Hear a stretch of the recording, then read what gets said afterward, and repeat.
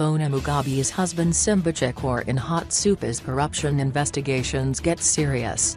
The Zimbabwe Anti-Corruption Commission, Zacc, is digging into the goings-on at Air Zimbabwe, AirZim, with its investigators keen on unravelling the nexus between former President Robert Mugabe's son-in-law and Zimbabwe Airways. The Daily News can report that the corruption watchdog is currently seized with matters relating to AirZim and Zimbabwe Airways, and is convinced that Simba Chikore, Mugabe's son-in-law, may assist in laying the facts bare because he was previously involved with both. Zacc Commissioner in charge of investigations Conie confirmed that Chikore, who was married to Mugabe's only daughter, Bona, was under their radar. "We are investigating what happened at Air Zimbabwe, and we will give you more details when we are done with the investigations before end of week," he said. The investigations, according to insiders at Zacc, could extend to government officials who either facilitated the Zimbabwe Airways deal or had fiduciary responsibility over AirZim during the period when things fell apart at the parastatal. Zimbabwe Airways is said to be privately owned, although its ownership structure has remained a closely guarded secret as there are no records at the company registry of those behind it. It was expected to take to the skies in November last year, but its plans ran into serious complications following the change of guard at Mugabe, a building engineered by the military last November. Highly placed sources at Zacc told the Daily News that Transport Minister Robert Mugabe may not escape the investigations since he worked closely with Chikore before Mugabe's dramatic fall. Mugabe and Chikore had made several trips to Malaysia where Zimbabwe Airways acquired 4 second-hand Boeing 777 planes at an estimated combined cost of about $1 billion.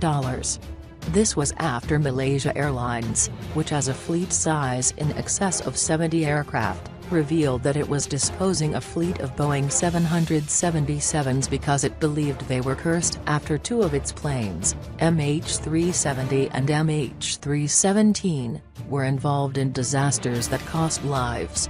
While Conie refused to be drawn into whether Mugabe would be investigated, he insisted that Zacc will carry out its mandate without fear or favor. The development comes amid rumors that the architects behind Zimbabwe Airways wanted to sink the detritus AirZim, which, for many years, had benefited from government's protectionist policies. AirZim's old fleet comprises 2 Boeing 767s, 3 737s, 3 MA60s and 2 Airbus A320s. Only 3 of these are flying, 1 Boeing 767, 1 737 and an MA60. The parastatal, which is said to be losing up to $3 million a month, is saddled with a $300 million declared debt. It has, over the past 3 decades, struggled to shake off claims of corruption and ineptitude, which has led to the dismissals of several of its boards and senior managers.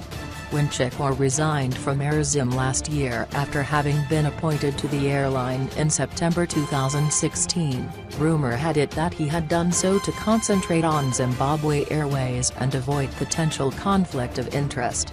During his time at the national flag carrier, he was the parastatal's chief operating officer. Despite having a chief executive officer above him, Chikore used to call the shots at AirZim, resulting in a strained relationship between him and his boss, Robert Mugabe. The tiff could have contributed to Mugabe's departure from AirZim under unclear circumstances.